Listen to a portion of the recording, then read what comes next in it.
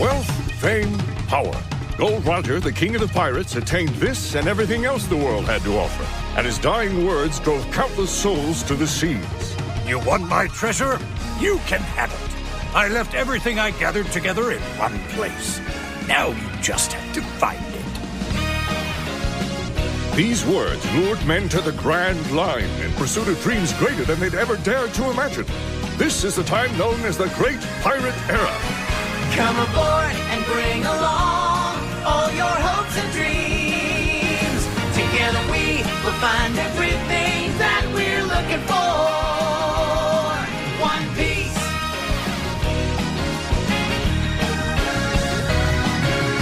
Compass left behind, it'll only slow us down.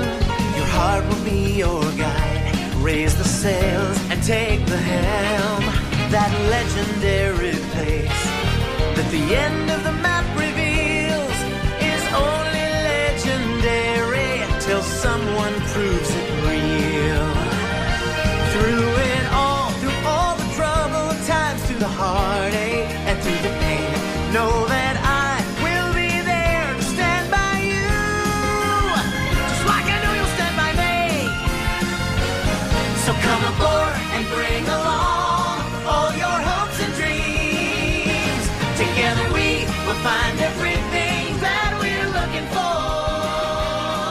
There's always room for you if you want to be. Ladies and gentlemen, welcome to the grandlinecast. This is episode 1. I am your host, DreadnautX. You can call me Dread.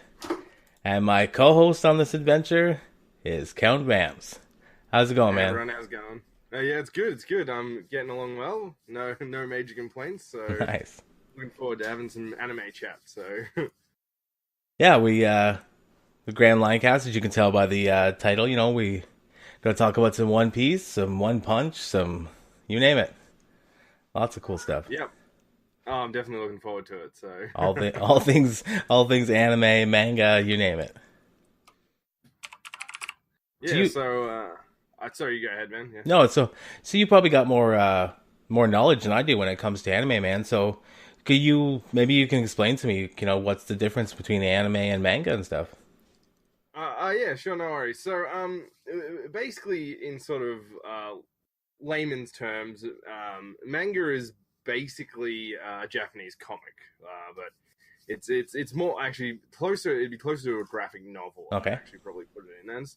And generally, anime is adapted from that. It's not always the case. So a lot of anime have started off as manga, and then they get adapted into anime. And basically, the major difference is, one's in sort of graphic novel form, and the other one obviously is animation. So, Okay, so manga is print only? yeah, manga is print only. Okay, so like you won't be able to go on and find like a manga TV show if that's the case. Then it's just considered an anime. Yeah, exactly. Gotcha. So, and there are a few different forms of manga, but really there's just there's the major one. You can also find light novels, which are sort of manga, but not really. Right. And they're light novels are a lot of them are converted into anime as well. So anime isn't always a manga conversion, but it is a lot of the time. Right, like let's say like a Pokemon or something, probably not started as a manga, right? Pokemon, I believe, started out as the game, and then it got an anime, and it's also got a manga, but the manga is very different from the anime. And the manga probably came later. I think it went the game, then the first manga, Pokemon Adventures, right. And then it went the anime, and then there was a manga made about the anime. Okay. Extra confusion. Yeah. So and like something like Sword Art Online started as a what they call a light novel. So it's like basically like a shorter novel, pretty much. Right. Yeah. So where does hentai fit into this? Well, for lack of a better description, it's basically anime porn. Okay. And you can find manga of it as well if you particularly enjoy that kind of stuff, you know. Not really, but yeah. Yeah, well, I mean, whatever floats people's boats. Right. You know, I don't personally partake in it, but Yeah. whatever gets people going. So Okay, so we got anime, we got manga, and then we got a little bit of hentai both. yeah, pretty Okay, much. gotcha. Yeah. So yeah, and I think that pretty much covers kind of the major difference between anime and manga, honestly. So Cool. and yeah, sometimes an anime will make a manga. So for example, Gundam started as an anime, became a manga. Dragon Ball Super anime became a manga. So which is kind of funny because for the other Dragon Ball, it started as a manga and became an anime. So things kind of go back and forth depending on what it is. Yeah, pretty much. That's cool. Yeah. So yeah, that's it. Sorry, go ahead. No, it's all good, man. So, what's kind of like your anime history or your manga history, like? Oh well, so we have a channel in Australia called SBS, and it's like the foreign language channel, basically. Like it does a lot more now, but back then it was the foreign language channel. So they used to play anime on it, and so I think the first anime I ever watched was Bubblegum Crisis, if you've heard of it before. I've heard the name, yeah. Yeah. So that was the first anime I ever saw on TV, outside of course, Dragon Ball Z and Pokemon, which were like Saturday morning cartoons, right. Or weekly morning cartoons, I guess. Which I didn't know that anime at that point, but the first thing that I saw that I knew was anime was definitely Bubblegum Crisis. They also had a couple of other ones. Neon Genesis was on there, and God, I feel like there was another one that I can't remember. I think it might be Tekkaman Blade was the other one, which is it's pretty good. Not many people know about though. So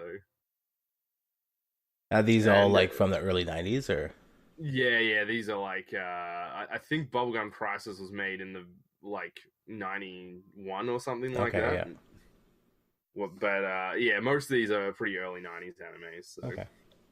And then as I've gone along, I've started watching anime from elsewhere. I've seen a lot of 80s stuff, a lot of modern stuff as well, obviously. And I just watch whatever sounds kind of cool, and go from there. And if I enjoy it, I finish watching it. Cool. How about yourself? How did you start out? I think the earliest anime, I don't think I even watched Pokemon and stuff till later. Yeah. But a friend of mine, he had this disc and it had all the episodes, Record of Lotus War. Oh, wow. Yeah, cool. And that's either late 80s or 90s, or it's pretty old. Yeah, I think it's like, late 80s, if I remember correctly. And so that was probably the first one I got into, and he gave me his disc with this on it. And it's like, medieval times, and it's like fantasy and wizards and kind of like barbarians and all that kind of stuff, and it was really cool, and so that kind of got me hooked into it anyways. Like that it's a pretty good series. I've watched a bit of it. I haven't watched all of it, right, but I enjoyed what I saw, so yeah, it's pretty good. And I was getting into Final Fantasy at the time too, right? So it was kind of like give me that same type of vibes, right? Yeah. Have you seen the Final Fantasy anime? No. It's an interesting watch. I'll put it that way. I've seen Advent Children, which is pretty badass, but that's not what you're talking about, right? No. Advent Children is a pretty badass movie. Yeah. This one is like they did like some type of weird Final Fantasy sort of thing. It's something that you like is going to be kind of watched. It's very kid sort of orientated, but not really. It's hard to describe it. the best part is there's this guy who's like a gunslinger, so like Vincent from Final Fantasy VII. Right. But it's interesting to see. It's the only reason I really started watching the episodes was he'll load his gun full of insanely weird shit. So he'll like pull out one bullet and he'll be like pure gold, and then he'll pull out like another bullet and he'll be like the fire of the dragon, and then he'll pull out like the last bullet and he'll be like the thunder of the gods, and then he'll shoot it at someone, and it's just interesting to see kind of what shit he's pulling out, That's cool. Yeah, and but it's other than that, it's not the greatest anime. Yeah. What's the name of that? Do you know? I think I'd have to look it up. It's definitely Final Fantasy something. It's like Final Fantasy Adventure or Final Fantasy something along that. Okay. that. Yeah. I'll have to check that out. That sounds kind of cool. Yeah, and like, yeah, the guy just pulls out the weirdest shit sometimes. It's like, how do you even capture that? Or like, the goo of slime, and then he'll like combine it with like, like the stench of pig or something like that. You're like, what? Yeah, it's the oddest shit. Yeah, it's pretty funny. So Yeah, so I think after Record Lotus Wars, I have another one called I don't know how you pronounce it, but I think it's called Scried. oh yeah, I've heard of it. I sadly have not watched it myself. Yeah, I haven't watched it all, but I watched a little bit of it back kind of around the same time. And yeah, it's this guy with like this like crazy arm or something, like this weird arm that's got like powers to it, and it was kind of cool. But those are the first couple that I watched, so yeah. No, I think that's a pretty good starting point. So it wasn't until like years later when I started getting into Gurren Lagann and One Piece. oh and yeah, that's probably only the past couple years. Yeah, I love both those animes. Actually, they're really good. Yeah, Gurren Lagann is probably like in the last few years, getting me back into anime was probably Gurren Lagann. A buddy of mine I used to play World of Warcraft with, he kept calling me Kamina or whatever. Oh yeah, Kamina, yeah. and I was like, "What are you talking about?" And he started telling me about this anime, and yeah, I started watching it. It's got the gunmen in it and the mechs, and yeah, it was pretty cool. I just love that anime, like, it's just every single time Gurren Lagann gets an upgrade, it's just like ridiculous. Yeah, yeah. Each time it's more ridiculous than the last upgrade it got. It's great. I love how it's like, it starts off as just the head that Simon finds, and then as soon as they get the other piece of the mech, the head just gets drilled into the top of it, and to upgrade it, right? Like it's pretty cool. Yeah, it's such a good series. I'm a big fan of it. Like, it just gets better as it goes along, which is pretty good. So yeah. And the other one was, sorry, what was the other one? Gurren Lagann, totally erased. Yeah, Gurren Lagann, and then probably like I started getting into One Piece. Oh, yeah, One Piece, of course, yeah. Yeah. I've watched about half of that. I was, back in the day, downloading it because right. Anime wasn't easy to find, sadly, at that point. And once it was like a 500 episode like download. And I got to about 200 odd ish, and I'm like, I can't keep watching this. I'm like, there's just too much of it. And yeah. Like every month I'd go back, and the download would have gotten bigger. Like, so I think I went back the next month, and it was at like 720 episodes. Oh yeah, they just keep adding to it.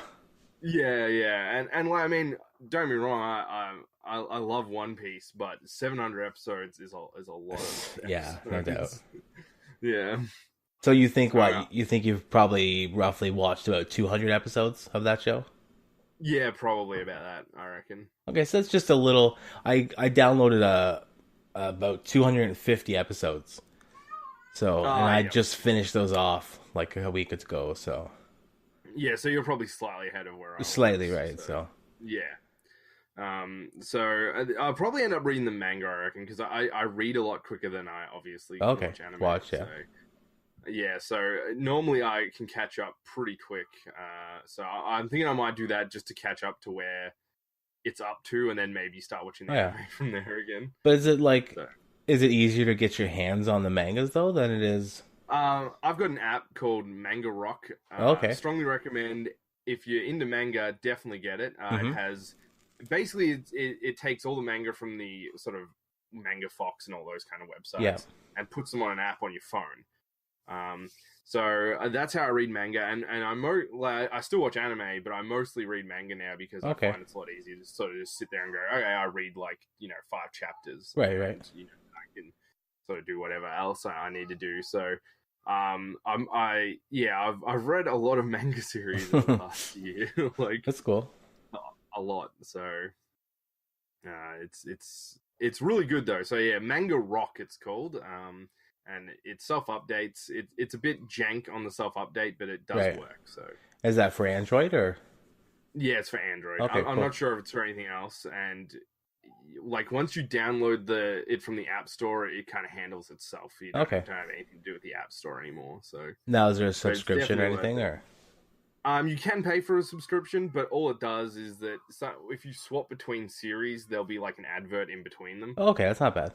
So say if you're reading Berserk, and then you're like, oh, I want to read One Punch, there'll be an ad, but there's some ads in between panels, but there's I don't even notice them. Like you just swipe past. Yeah. Who cares? Yeah.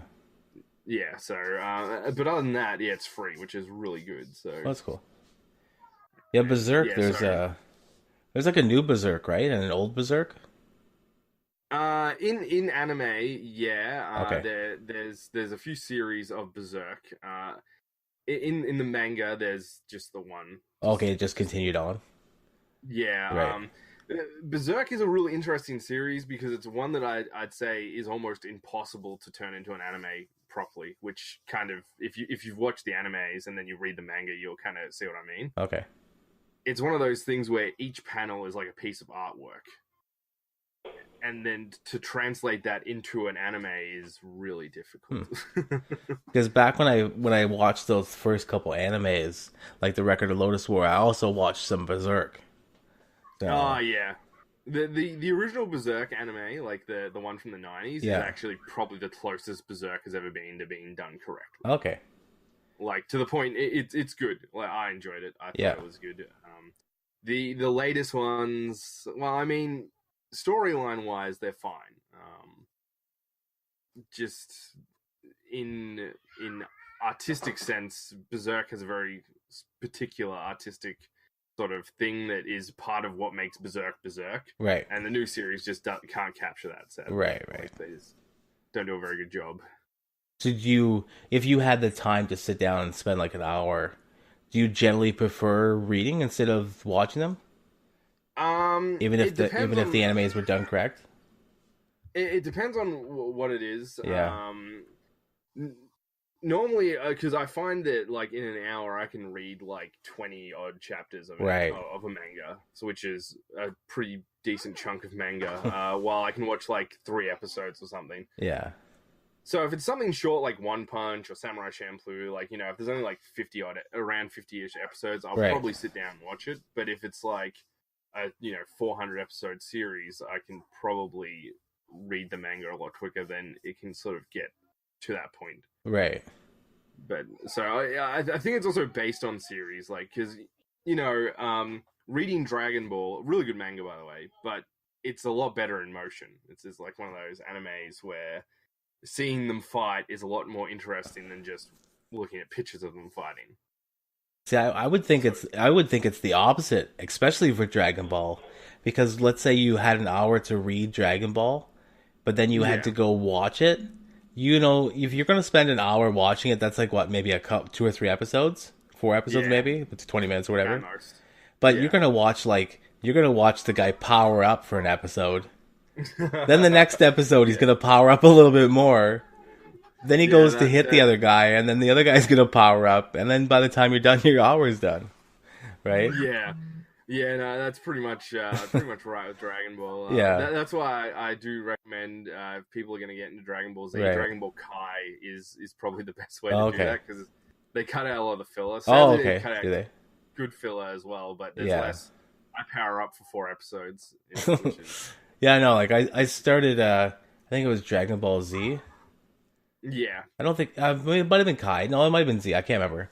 But anyways, I started watching the first few episodes, and I was like, it was just, the guys would power up, and it's like, then the next episode, they'd spend the first 10 minutes showing the power up from the last episode, and the recap, and,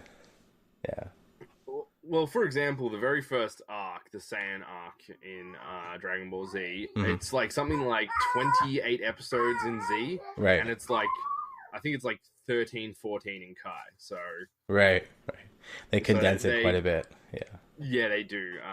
And it doesn't really affect the story that much. It's actually just closer to what the manga was, right? Like, because Dragon Ball, the problem with it is that basically, because the manga and the anime ended up catching up to the manga really quick, but because it was super popular, they didn't want to stop making the anime. Right. So sometimes they'd have to make an episode out of 4 panels. So 1 page of manga, they'd have to make an episode out of. Right, so it wasn't much story-wise there to go to. They just kind of had to drag out the action. Yeah, pretty much. Yeah. So that's why they'd be powering up, or, they'd do the same kind of frames of animation for a fight for a whole episode. Yeah. Because it was just like, oh, well, what can we do, Well, they'd have a page and it'd be like Goku being like ready, and then Frieza would be like sure, and then Goku would be like, okay, I'm gonna come get you, and Frieza would be like, I'm waiting, and that's the episode. Like, yeah, that's what they got to work with for the whole Yeah. episode. So that's why villains would explain things, or they'd recap, Planet Vegeta exploding, which they did about 20 times in the Namek Saga, I think. It's still classic, but Yeah. I think if you like, I want to watch Dragon Ball Z, but I don't want to watch all of Dragon Ball Z. What Right. episode should I watch? Watch Dragon Ball Kai, and that's all you need to watch. So That's cool. Because it's like, yeah, it's a one thing to sit down and watch the anime these days, where you kind of have access to it and you can kind of switch from one to another. But can you imagine, like, back in the day when you're watching it on TV, and all you're getting you're only getting one a week, and then the episodes you are getting are like just full of power up. Yeah, exactly. Right? Yeah, and I mean it's pretty crazy. And Yeah. I remember the first time I bought a box, like the first time I actually managed to get Dragon Ball Z home was I bought a box set off eBay, and it turned out to be some type of insane Chinese bootleg. Like, I mean, it had all the episodes, but it was like all the discs were burned. Like, you could tell that they were burned. Right. Had a Dragon Ball Z picture printed on them. And the DVD covers was like one of those massive fold-out ones that folded out to like 20 panels. Yeah. And it just had like this really like low-poly Dragon Ball Z art along all the panels. I mean, it still did the job. I got to watch all of Dragon Ball. Right. Dragon Ball Z, which is nice. But Just shoddy looking. and it was something... Yeah, and it's something like 60 DVDs or some shit like that. Holy. And it basically had no menus or special features. Just put it in and That's go a lot straight of to the DVDs. video. Yeah, pretty much. It like had a menu where it was like episode select and play, and that was it. Like nothing else. So I should be glad that it came in English. Well, at that point, Yeah. Who knows what language you might have gotten. Yeah, exactly. So, and that was it. That was how you got it, because you couldn't it online at that point. Because where do you go for that kind of stuff on the internet? Like nowhere, basically. Yeah, for sure. The last couple of years, I mean, anime's just with Dragon Ball and Pokemon. It's just anime's kind of like exploded. Yeah, definitely. It's more popular than I think it's ever been. Yeah. And I think a lot more people are getting into it now, and there's been a lot more people realizing that, oh no, this is actually kind of serious stuff, like it's not just kid stuff, right? Because I think, especially in like, I remember back in like 2008, even at that point, people would be like, "Why are you watching cartoons?" Like, Right. And I'm like, well, it's not really a cartoon in a general sense. Like, you're thinking like, Wacky Races or Yogi Bear or something I'm watching, but it's more like it's a serious TV show that just happens to have drawn characters, like and a lot of times it's got more like adult tones to it, right? Yeah, exactly. And then like a lot of people would be shocked because they'd be watching over my shoulder, and then some dude's arm would go flying off, right? And, the samurai dude just chopped it off, and they'd be like, "What the hell is this cartoon?" So, and that's the thing. But now people kind of go, no, anime, like, there's kids anime, and there's adult anime, and there's, anime for people in between that as well. Yeah, like, I mean, you can log on to Netflix now, and man, even Netflix's catalog of anime is quite extensive. Like, yeah, it's pretty big, and even they're starting, because back when they first started doing it, if you turned on subtitles, because I'm a sub man personally. Right. I prefer to, like, I don't care if you watch it dubbed, but I understand. But now I'm a sub guy. But you turn English subs on, and it would just be subtitled for the English stuff. So really, there's not much point at that point. Like, but they've actually started to put the Japanese like translation subtitles on, so that you can watch it in Japanese with the actual appropriate subtitles instead of them just translating the English subtitles, you know what I mean? Okay, yeah, gotcha. Yeah, so and there is a difference. Like if you actually listen to what they say in English and what's actually written in Japanese, sort of thing. Obviously translated from Japanese. So that's what I should say. What's written when translated from Japanese, there can actually be some tonal differences to things. Yeah, there's some lost in translation stuff going on there. Yeah, exactly.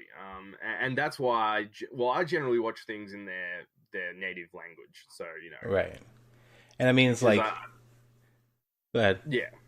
No, I just feel like that you get the full experience that way. So Right, like they probably, like a lot of times they'll handpick the actors and the actresses to kind of like to give that role a certain like flavor, a certain like sound, right? yeah, exactly. So at least when you're watching it subbed, you're kind of getting the natural experience of what you should be getting, of what the people who made it kind of wanted, right? Yeah, exactly.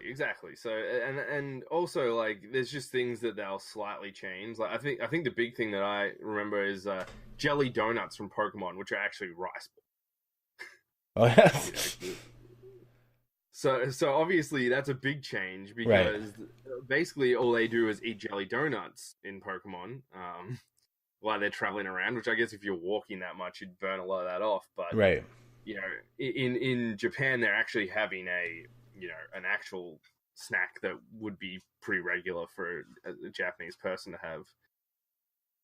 Oh, I didn't know that. Yeah. So, and looking back on it, you'll see Brock's like, "Here, have a jelly donut." It's like, dude, that's a rice ball. Like, it's but unmistakable. The picture still looks the same, but they're calling it something else. Yeah, pretty much. Okay. I always thought it was weird because it didn't look like a donut, right? When I was a kid, but I just accepted it because I was a kid, and now I look back at it, and I'm like, no, that's a rice ball. It's not even close to a jelly donut. That's funny. Yeah, if someone came up to me and they're like, "Here, Vamps, have a jelly donut," and it was a rice ball, I'd be like, "Are you high? Yeah, what's going on here?" Yeah, that's funny. So let's talk some One Punch Man. Yeah, most certainly. I am definitely into that. Alright. So you just finished season 1. Yep. I've just started season 2, but I am up to date on the manga and the webcomic. Are they both at the same place right now, or is the manga kind of ahead, or? I think the webcomic was ahead last time I checked. Okay. But I think he stopped working on the webcomic now, so I think the manga will eventually catch up and overtake. Okay. Yeah, because he's now working on the manga rather than the webcomic, so... Oh, there's two different ones? Yeah. So basically, One Punch Man started as a webcomic. The guy just started drawing. The drawing is quite bad, like, which is why Saitama looks jank sometimes, because they basically grabbed him and just put him in to keep the expression. So that thing where he's like, okay, that's literally drawn from the webcomic. And then they made a manga, and then they turned that manga to an anime, basically. Oh, okay. So. Because sometimes his face just looks like totally like no details, expressionless. And then when he gets angry, it's all of a sudden he's got like, he looks like all detailed and like awesome face. Yeah, I love that about it. It's such a well-made series. And the author he knows how to write characters who should be by rights boring and overpowered into people who are actually like human, I guess. Because in any other anime, if Saitama was the main character, people would be bored, like, because he just kills everything in one hit. But in One Punch, it works. Like, it just does. Like, yeah, everything definitely kind of flows, and like, you definitely don't have any times where like you're bored, like, and just the way his personality is too, right? Like, he's just he's bored, but like he's longing for like an enemy that he can actually like, have a actual fight against, right? Yeah, go full force at. Right. Yeah. and just I think it also helps that on a personal level, Saitama is a mess. Like, he basically has no friends. He's a bit antisocial. He wears a shirt that has boobs on it, for Christ's sake. Like, and but he's just so colossally strong that, like, it's just. it's just hilarious because he'd basically be Superman in any other universe. But, Right. you know, he's just some guy who lives alone in an abandoned part of town who beats up monsters for fun, basically. Yeah, it's like his whole thing is just he just wants to do it for fun, like. Yeah. And like that's why I also like Genos. I think he's a really cool character because he kind of brings Saitama out of his sort of funk. Right. Not enough that like he's still sort of down the dumps, which is kind of hilarious. Yeah. But enough that he's like, oh, okay, I'm gonna actually try and do stuff now. You know. Right, enough that he seems like he's got somebody that kind of like wants to be around him and kind of like be his friend, right? Yeah, exactly. Yeah, and. Yeah. Well, I can't point to anything in One Punch Man I dislike. I think it just does everything fantastically. Yeah, I mean, the look of it's really cool. I mean, the action sequences are pretty badass. Yeah. And the comedy's spot on. Like, the villains and the different kind of monsters and characters are all fantastic. Like, they're all varied. Yeah. You know, especially the S-class heroes, they are, like, they're just so cool. Like, all of them are, like, cool in different ways. Yeah. I mean, one of them is just basically a Japanese, like, delinquent high schooler who hits people with a baseball bat. And he's still cool, like... And I love how, like, all the C-class ones are, like, just, like, regular, boring, like... Like the one guy that's riding his bike. That's just like a Moomin rider. Yeah, which actually translates to no license rider because you need a license in Japan to ride a motorcycle. Why he rides a push bike? Yeah, he ends up being pretty cool though by the end. Yeah, I mean the dude has no business being in a fist fight, and yet he will throw himself into them. At just random. Yeah, he's definitely got heart. I mean, he freaking pedals up and throws his bike at the Sea King. Yeah. Come on. Yeah, that's good. Like, it's just, and he had no business even being in the same vicinity as the Sea King, but he's still like, yeah, I'm going to take you on now. And like, yeah, even, and then there's all the tank top guys, you know. Yeah. Which, they're hilarious. The tiger guys and all that. Yeah, there's like Tank Top Junior, Tank Top Tiger, Tank Top Big Brother, I think his name is, Tank Top Black Belt, and then Tank Top Master is the S-class hero of their kind of group. Yeah. So I think they're all brothers or something like that. And they like they eventually introduce a few more of them, but they don't give them names. Oh, okay. I think there's like about 15 to 20 tank top. Oh Jesus! Yeah.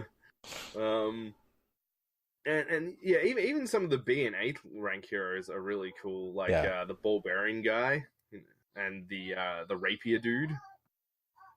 You know, they're like, yeah, I just really can't find anything else. And anytime they introduce a new hero or monster, they're always sort of interesting, even if the monsters tend to explode into confetti sometimes. Eventually, yeah. Yeah. Yeah, so I think overall the series is just bloody fantastic. I think that he handles Saitama really well. Because for me personally, I find Superman like a bit boring personally. Right. Like he's just like sort of he can do anything pretty much. You know, it's like, oh, there's this big villain who's gonna wreck the place up. Superman, hard counted. You know, like and they always like if he needs a new power, he suddenly has one, which is why he has so many different powers. Right. Because in the Golden Age, they were just like, oh yeah, we need Superman to have heat vision, so he's got heat vision now. You know, we need him to be able to freeze someone with his breath. He has that now. You know, we need him to be able to tear the symbol off his chest and trap people in it. He's got that. I've never seen that. It's in Superman. It's in the second Superman movie, but he also does it in. Actually, Superman 2 brought in a lot of insane powers, like his mind wiping kiss. Yes, that's an actual power he had. At Superman 2, the movie. Yeah. And yeah, just some weird shit. And like, you know, he's just a goody two shoes. His life's basically perfect. Yeah. And then you have Saitama, who's pretty much the same sort of character, but the exact opposite of him. But his life, yeah, is just Well, I mean, he lives in an abandoned part of town by himself, and he's so catastrophically strong. He's bored now, basically, but he also has no like skills, so he can't go out and get a job. You know, like, right. unless that job is punching people, basically. Like, so, or running really fast. I guess he could be a delivery boy, but he probably would never think to do that. So there's like a discussion online whether he flies or not. Yeah, that is a pretty good question. My personal opinion is no, but he does jump really high. Like the Superman leap. Yeah, exactly. Because he doesn't have any superpowers. He's just a guy who exercised so much he became basically a god. Like, sometimes it seems like he's floating though, like he's, you know. Oh yeah, maybe. I mean, I sort of, other than the fact, sort of, you know, when he goes into space, I'll put it that way. Yeah. But I just thought that was sort of anime weirdness, you know, like. Yeah, maybe it's just the way they make it look or something. Yeah, because if you look at sometimes when some people get into fights or whatever, they'll sort of look like they're floating, but they're sort of just like doing an anime sort of like like, you know, like crab take or whatever. Yeah, for sure. Yeah, so I always assumed that. Because if he could fly, I feel like he would have just flown up to the meteorite and like grabbed it and thrown it back into space or something. Right. You know, while instead he punches it into pieces, which turns out not to be the best idea. I also want to point out that is the funniest thing, because you don't normally see that in stuff, you know, in other superhero stuff. If he breaks a meteor up, it's all safe, but when he does it, it like wrecks the whole entire city anyway, sort of thing. You know what I mean? I know, it's like every episode, this town is getting more wrecked and more wrecked. Yeah, it's like, I and think then he lives in Z City, if I remember correctly. Like, yeah, then I swear, like every time the next episode starts, the town's like back together again, and then by the end of the episode, it's destroyed again. Like, it turns out they probably just have like some dude who just goes around and fixes everything with his mind or something. Like, he just like rebuilds everything. Perfect. And then like a chunk of meteorite just destroys the building in front of him. He's like, why? Why does this keep happening? Fix it, Felix. Yeah, exactly. I was hoping. Oh, go ahead. Yeah, sorry. Go ahead. Now you go. No, I was hoping we would see more of that girl with the weird hair. Is that Tatsumaki? I don't know names. The tornado. She's the no chick? No, the bad girl that he meets and he makes like the pot of soup out of or whatever. Oh yeah, the seaweed. Yeah, the seaweed girl or whatever you want to call her. Yeah. She kind of seemed like she was just kind of like, you know, around there looking for monsters, and it just kind of seemed like there was kind of a bit of a cool story there. But then the next thing you know, he's like cooking the seaweed in the pot. Like, you know, you didn't even see him dispatch her, right? Yeah, so. And she takes out like the two A-class heroes, Ball Bearing and the rapier dude. And then it was really funny because she's like, "Who's this approaching me? I'll just kill them." And as soon as I saw it was Saitama, I was like, "Okay, that's it for her." Yeah, it's just like as soon as he makes an appearance, that's it. The monster. Yeah, whoever is dead. Yeah. I think my favorite fight, other than the Boros fight, was probably Carnage Kabuto. When he's fighting the Carnage Kabuto in the House of Evolution. Okay, yeah. Yeah, and then it's like you know, you finally think that maybe someone's got something over him, but it turns out he's just upset because he missed the sale. The grocery sale, yeah. Yeah. Yeah. It's really funny because the guy who runs the House of Evolution, the evil scientist, and Cyborg Gorilla actually make a few more appearances. They basically they're basically just doing normal shit now because Saitama basically broke him. Oh yeah, that's the Cyborg Gorilla was cool. Yeah. So that I don't think they become good guys, but they sort of just become normal people. Normal, like average people. Yeah, pretty much. It's pretty funny. So it's just like I think that's the thing. Anyone who comes in contact with Saitama is just like he just breaks everything. Like nothing makes sense anymore. Because My they're whole like, life is a lie. yeah, because they're not used to like coming up against somebody who's just got this absolute power.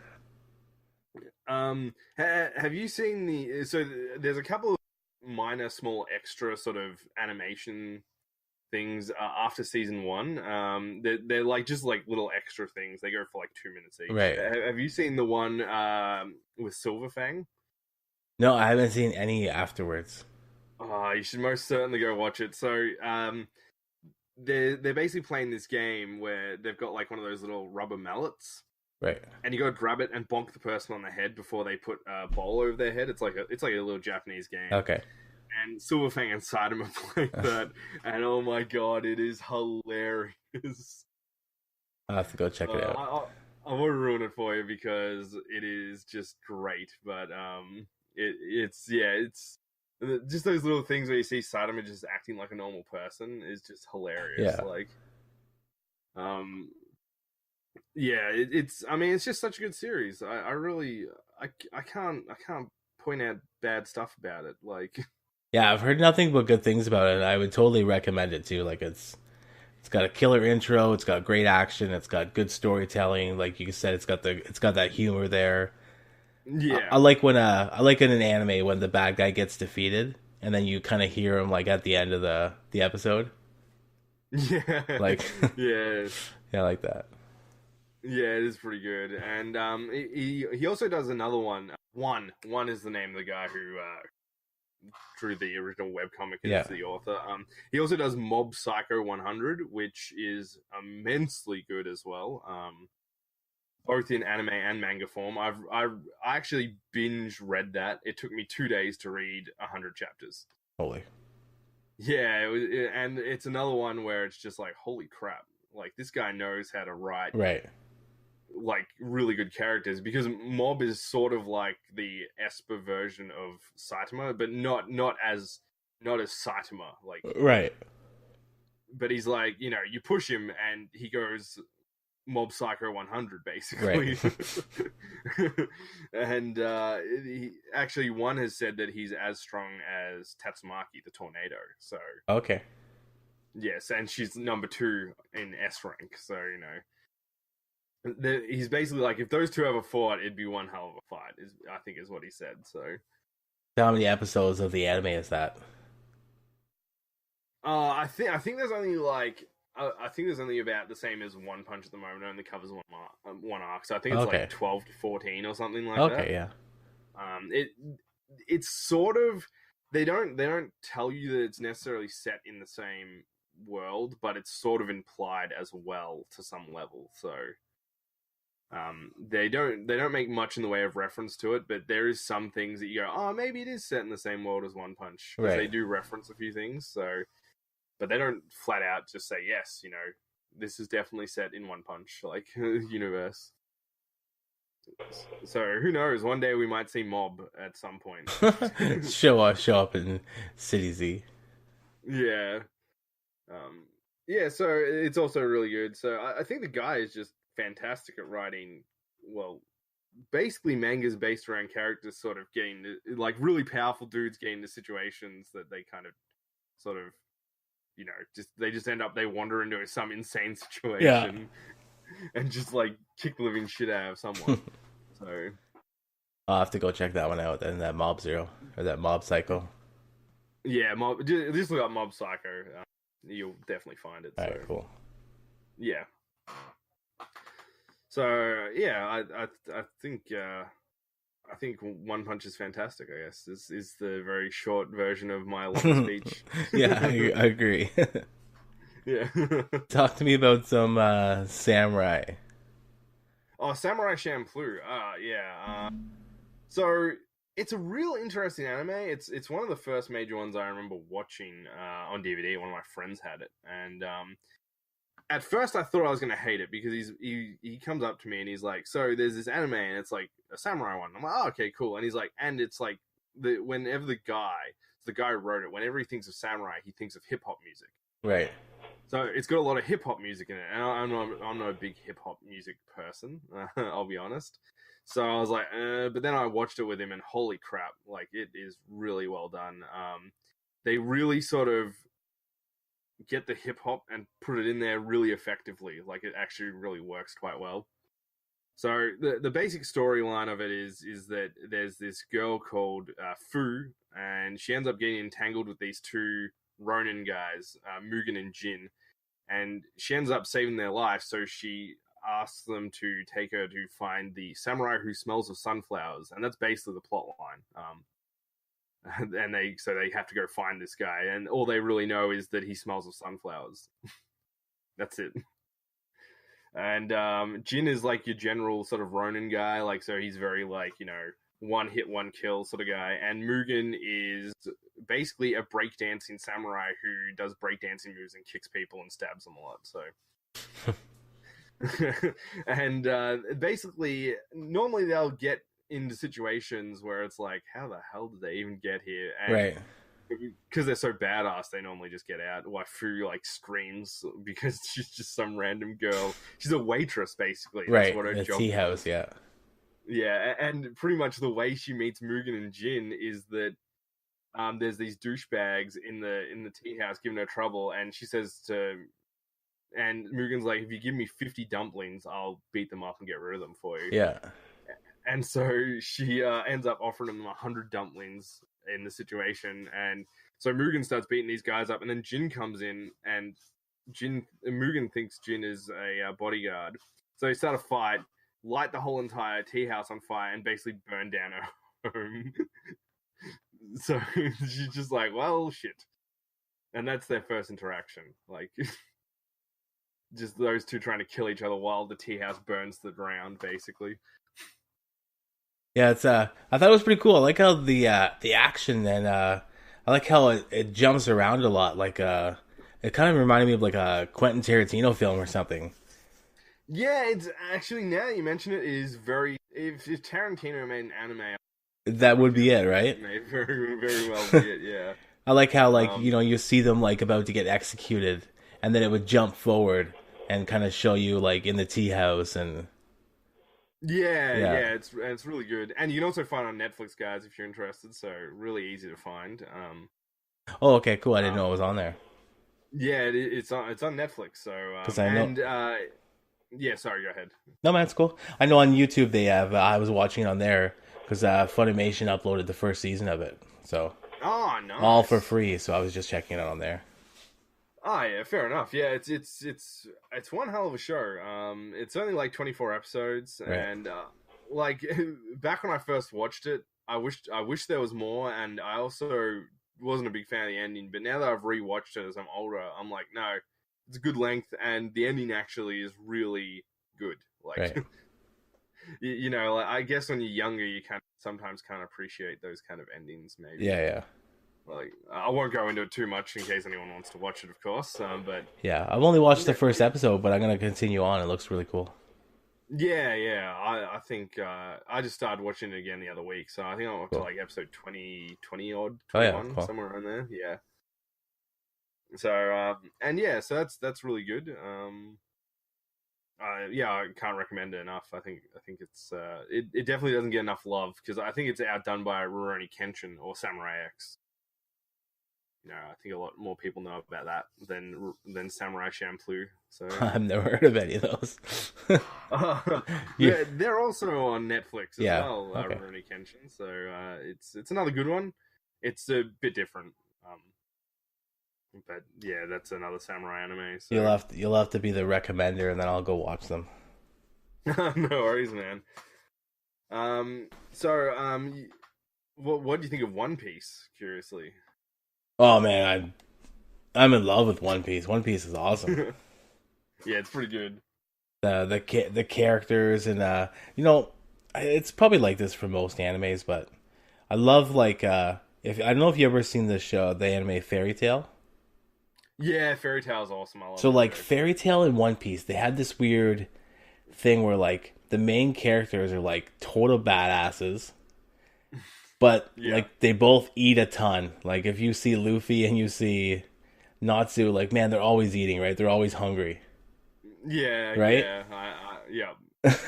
But you know, Natsu's like going Fairy Tail. Natsu's got this thing where, you know, he eats a ton, but he can't travel because, you know, he gets gets seasick travel and he gets like he can't drive on a cart or a wagon, or he can't go on a boat because he's like throwing up and getting sick every time he goes somewhere. Yeah, So- that's great. I do love that. Yeah. Yeah, but yeah, I just think my favorite thing, just speaking about the Fairy Tail Yeah. thing, is Lucy's like, "Why don't you get sick when you know Happy carries you?" And he's like, "Because Happy's a friend. He's not a transport." yeah. I never just thought love about that. that. Yeah, he doesn't get sick at all Yeah. in this. So they do explain it eventually. Yeah. Sort of. Yeah, so I watched like the 50 episodes of Fairy Tail they had on Netflix. Anyways, I thought it was really cool. So Oh yeah. I'm not sure Yeah, how no, many it- they have total, but I gotta get back into that. I think it's about 300 now. Oh shit! Okay, if I remember correctly. I Yeah. got a Yeah, ways to go. It's on Anime Lab, like all of it. So Okay, subbed cool. and dubbed. So, I think Crunchyroll has it as well. Like Yeah. basically, Anime Lab is the Australian version of Crunchyroll. Okay, Like, cool. It's not quite as large, but it's getting Right. there, so, Okay. Yeah.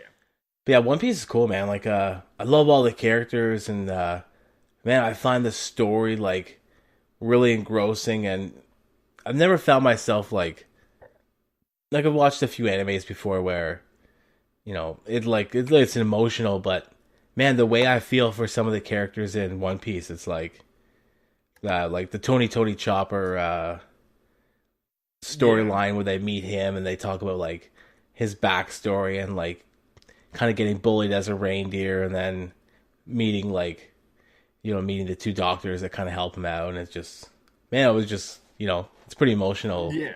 I find at certain points of that story, and plus the Yeah, action's and really good. Oh yeah, definitely. The fight scenes are really awesome. Yeah. The one I think I remember the most is I think it's Arlong Park. Yeah, Yeah, like just that fight scene against Arlong. Yeah. Like, holy crap, what a fight scene that was. there was some good ones, man. That one was definitely a good one too. Yeah. Oh, and of course him. Oh God, what's his name? You know, Zoro fights that Master Swordsman guy who pulls that like tiny little dagger to fight him. Oh, the Mihawk. Yeah, Mihawk. That Yeah. was also a pretty badass fight as well. Yeah. There's some good fights in there, man. Yeah, One Piece definitely knows like what it's doing. Like, Yeah, there's not many series that can run like as long as it has and still do good. Like, yeah, for sure. you know, like even when you look at something like Bleach, for example, which came out about the same time. Whoa, did that anime and manga go downhill real Yeah. quick after the first like couple hundred? Well, after about 150, it's like the guy just got bored and he just basically started phoning it in. I believe currently he doesn't even do any work on it anymore. He just kind of writes storyboards and then just goes, "Here you go, you guys fill in the blanks now." Whereas before he did it all. He basically did it all. So I think he Gotcha. just burned himself out like real Yeah, quick. probably. And obviously because once something gets really popular there, people want a lot of it. Like, Yeah, and a lot quickly. of- yeah, Yeah. I find a lot of artists, because generally they're artists and authors, and like the main artist pretty much does everything, like Right. to some extent. And once they get burned out, that's it. Like the series, and because people are like, we want more, Yeah. you know, like, it just burns me out really fast. It's why actually the guy who writes Berserk is pretty famous, because he's known to just go, nope, I'm taking 6 months off. Too bad. And he'll just take 6 months off from the manga. Yeah. I think his longest one is he just went, I'm done for now. I'm pretty happy where the story is, and he took 3 years off. Oh, yeah. He just didn't do it. He didn't do any Berserk stuff for like 3 years, and then when he came back, everyone was like, "Oh, thank you Yeah. so much." But it keeps that story from getting stale, right? Yeah, well, Berserk is immensely well paced, Yeah. because he takes those breaks when he needs them. Right.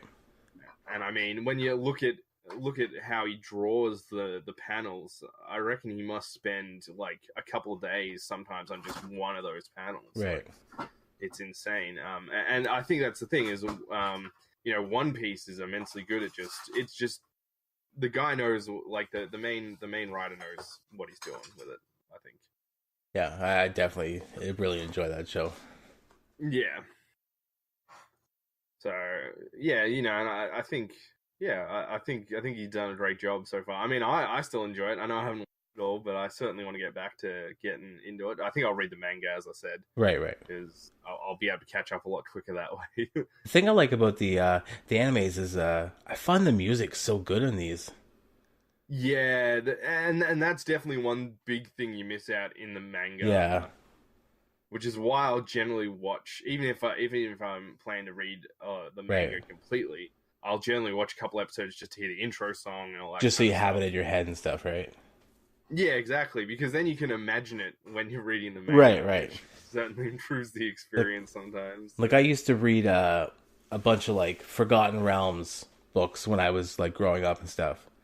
They have like they were started in like Icewind Dale, and they were about Dritz and like the companions of the Mithril Hall, and and they're really good. Yeah, and being able to hear game music or just that kind of stuff, it's good stuff. Right? Could you imagine like like how badass Dritz is, but like if he was in like anime form, they had some like rockin' like tune like as he's like fighting and stuff like. Yeah, that'd be awesome. Yeah, I agree. Just because, like when you watch Fairy Tail and they have like that violin, that rockin' violin music, or in One Piece, like they have that. I don't understand in these animes why do they gotta switch up the intro so often. Yeah, I agree. So especially in long running series, sometimes they'll get an intro and it's like, holy crap, what a fantastic intro that was. And then the next intro, you'll be like, God damn it, I want to skip the intro. Right, it's like totally like the One Piece, the very first One Piece intro, I totally love. And then you get into the second one, it's just like, oh, it's like I want to skip it every time. It's like, yeah, I've had that issue with a fair chunk of stuff. I think Naruto is probably the one that I remember the most. Right. Like Fighting Dreamers is a ridiculously awesome opening, and they followed it up with probably the worst opening I've ever heard. So you'd hear Fighting Dreamers and you'd be like, yeah, I want to watch some ninjas beat up on ninjas, and then you get to the next one, you'd be like, I want to turn the whole entire thing off. Yeah. I think it's all right to have maybe, depending on the length of the arc, one per arc I think is okay. Yeah. But they do change them up a bit too often, I think. Yeah. Especially when they have an arc that's only like 12 episodes, and then they like, next arc, new intro song. Right. It's like, yeah, no, you probably could have done the same intro song for both of them, I find One Piece doesn't change them up that often, but being like 250 episodes in, they've at least changed it a few times already. Yeah. So. I think the only anime I can really think of that actually stuck with their theme songs is Dragon Ball. Because Dragon Ball has Dragon Adventure, I think it's called in English. I can't remember what the Japanese name is. And then in Japan they had Chalala Head, and that was for the whole of Dragon Ball. Like they didn't change it once. Oh, okay, that's different. And then Super's had two so far. Which one's got Rock the Dragon? Rock the Dragon was the sort of like the European Australian intro for Dragon Ball Z for like the first like 2 seasons or something like that, I think it was. And then they changed it to the Americans sadly really got the shaft. Yeah. They got an instrumental version of Chalala Head, which honestly, Chalala Head is not the greatest intro ever. It's a really good when they redid it in metal, like when they did a metal version of it. But its general version does not make me feel like fighting Frieza. It makes me feel like maybe sitting on the couch, read a book and eat some peanuts or something. I don't know. Yeah. So while Dragon Adventure is ridiculously awesome, it makes me want to go find Dragon Balls every single time I hear it. Yeah.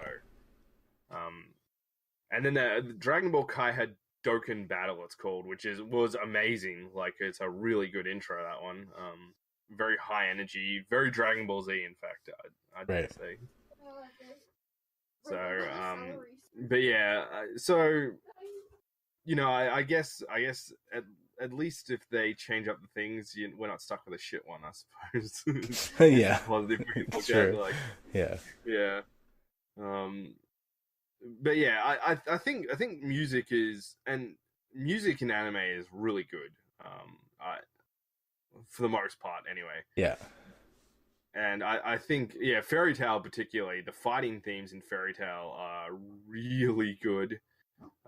Even Naruto, the fighting themes in that are really good as well. Yeah, it's one show I haven't checked out yet. Now, I'm a bit on the fence about it. In theory, I think I like it a lot. Practice. Yeah. Naruto and My Hero Academia are like the two popular ones that I always hear the names of, but I haven't seen anything of yet. My Hero Academia is pretty good so far. I'm not completely up to date. I'm mostly up to date with it. Right. Something I realized with it, which is a shame, is they kind of sort of started repeating some plot lines. Like, they just changed up who was doing the plotting, basically. Oh, really? Yeah. So I'm hoping that maybe they're out of that now. But yeah, there was a couple of plots that was like, oh yeah, this guy is basically doing the same thing again, and it didn't work the first time. Yeah. So How deep are they into the seasons of that show?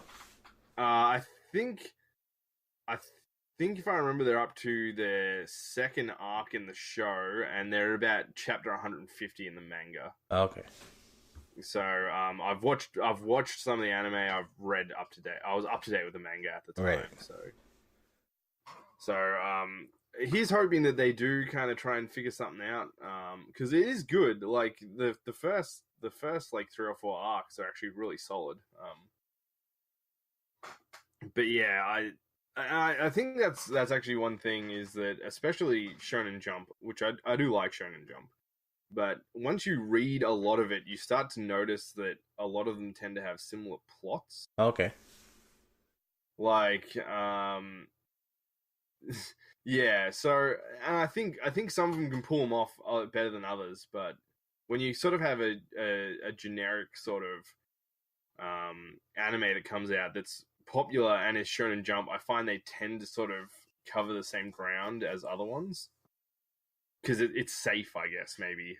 Right. I find Shonen Jump likes to make money, which is fair enough. I mean, I'm not blaming them for making money. Who doesn't like to make money? But, sometimes if you play it too safe, you just have the same series over and over again. Yeah, you gotta take some risk in order to keep things fresh, right? Yeah, exactly.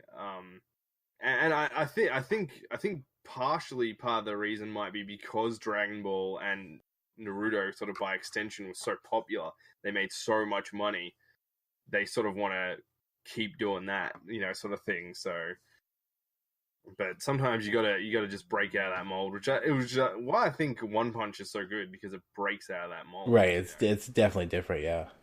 Yeah, and One Piece, while it is a Shonen Jump thing, it does enough different that it's not it's not repeating the same plot lines that other shows are. Right. If you get what I mean. So I think that's got to be hard to do after, that many episodes too, keeping it fresh. Yeah, exactly. So, I just think that, I think My Hero Academia is trying to be a little bit too Dragon Ball and Naruto, and it needs to not do that. Right. To sort of evolve as its own thing. So the first 4 arcs were definitely its own thing, but now it's starting to fall into what I like to call the Shonen Jump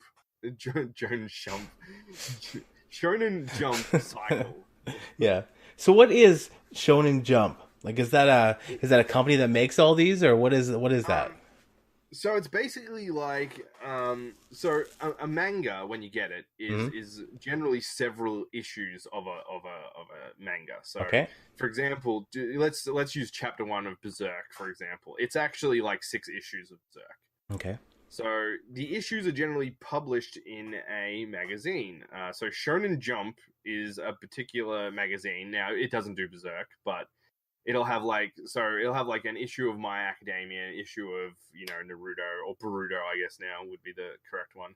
An issue of Dragon Ball Super and an issue of something else. So you kind of you'd read through it and you get one issue of sort of each thing.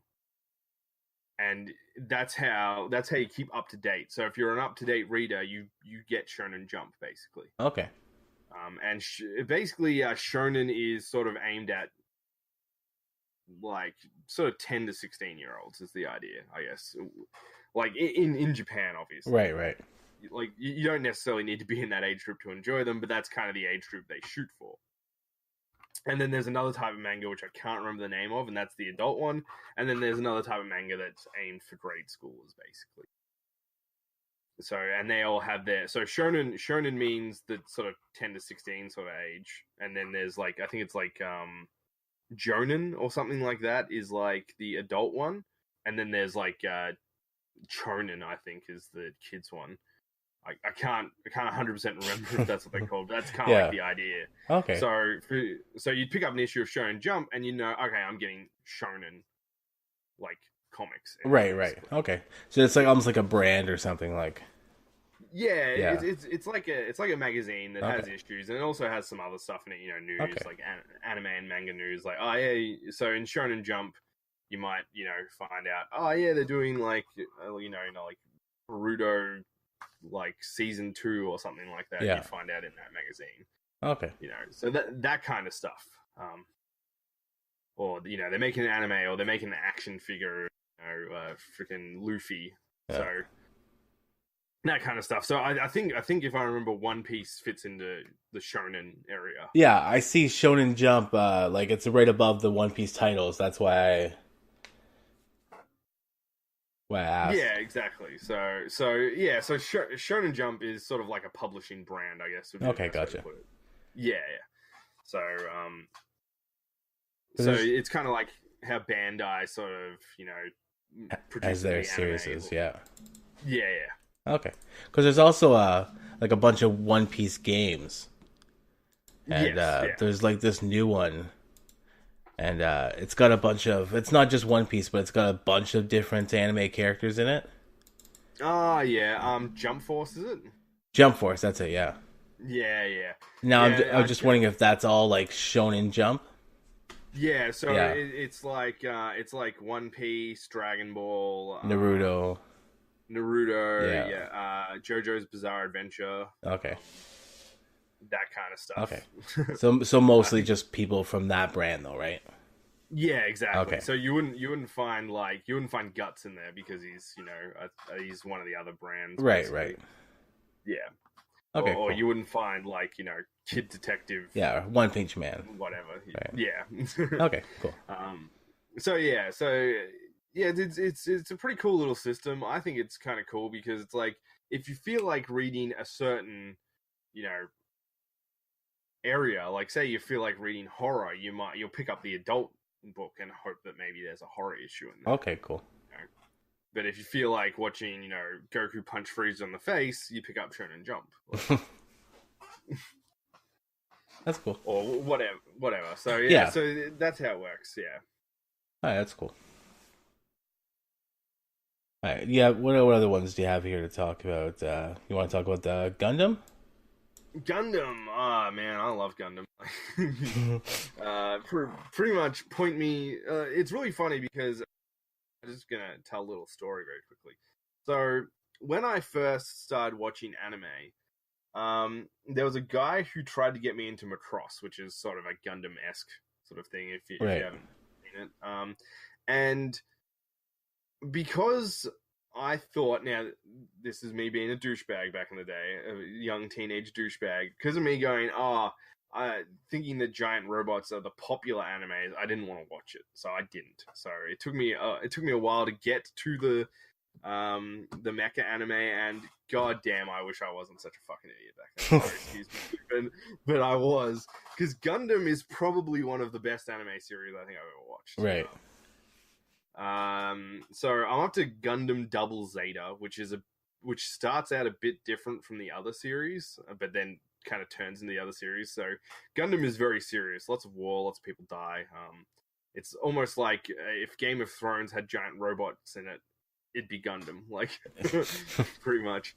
People getting like their like minds destroyed, stuff like that. Like, right.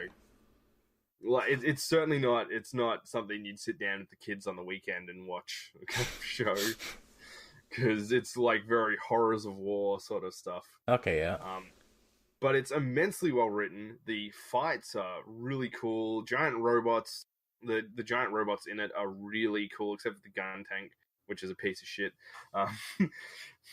But other than that, like, Mobile Suit Gundam is an immensely good series. Zeta is really good. It's a lot darker, though, than the original Mobile Suit Gundam, which I didn't think was going to be possible, but it is. And then Zeta kind of goes a bit more kid-friendly for the first half, and then goes straight back into Gundam Zeta territory.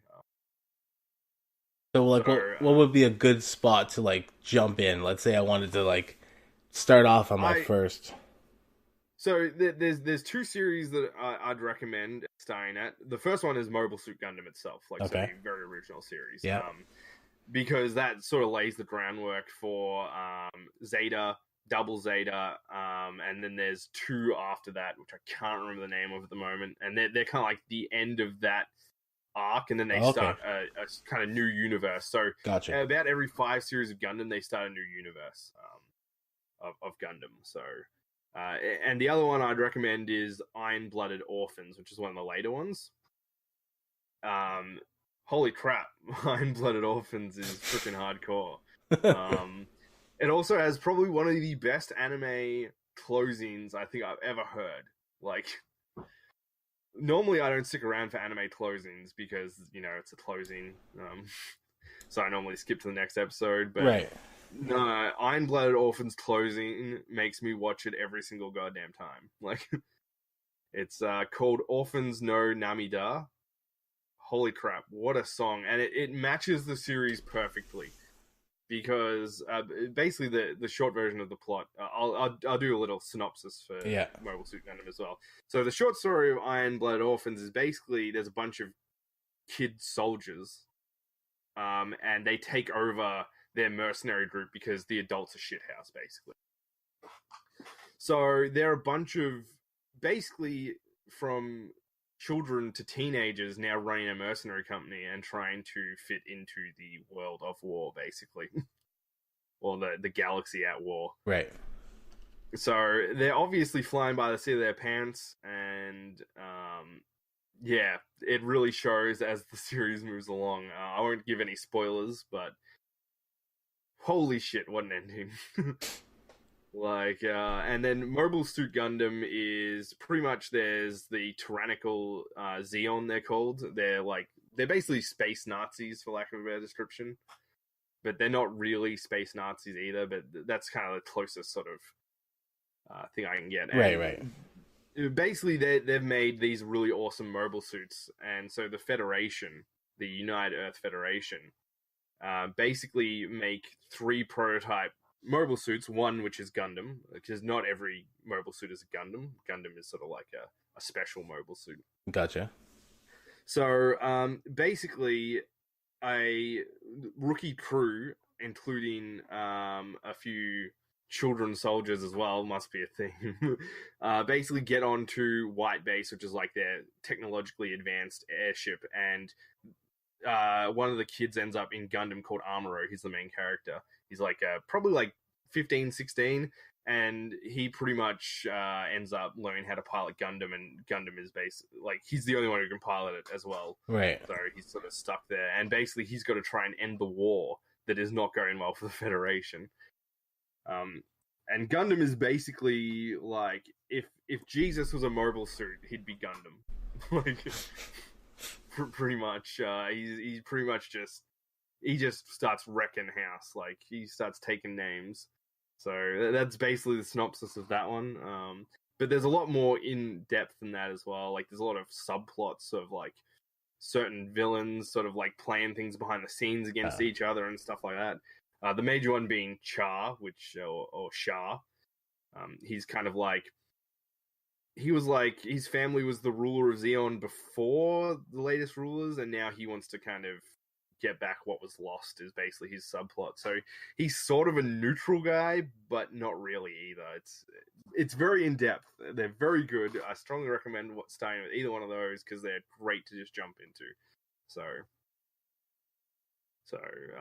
I mean, I'd personally suggest Mobile Suit Gundam over Iron Blooded Orphans, but Mobile Suit Gundam is difficult to find comparatively, so if you like giant robots and people dying, that's that's the anime for you. Yeah, well, I really liked Gurren Lagann, so... Yeah, so Gurren Lagann is basically an over-the-top version of Gundam, pretty much. Okay, cool. So, yeah, so... It's good stuff. And I really liked, I don't know if you've ever played Armored Core. Yeah, Armored Core is awesome. Yeah, so like, every time I see like any kind of Gundam stuff, it kind of reminds me of like Armored Core, the way they move. And I believe, if I remember correctly, a few of the designers from Gundam actually helped design Armored Core. Like, they actually came up with the robots. Yeah. So yeah, it's really it's pretty cool how that all sort of ties together, I think. So I think the same developer also made a few Gundam games as well. So oh yeah, cool. Just for extra connectivity between the two series.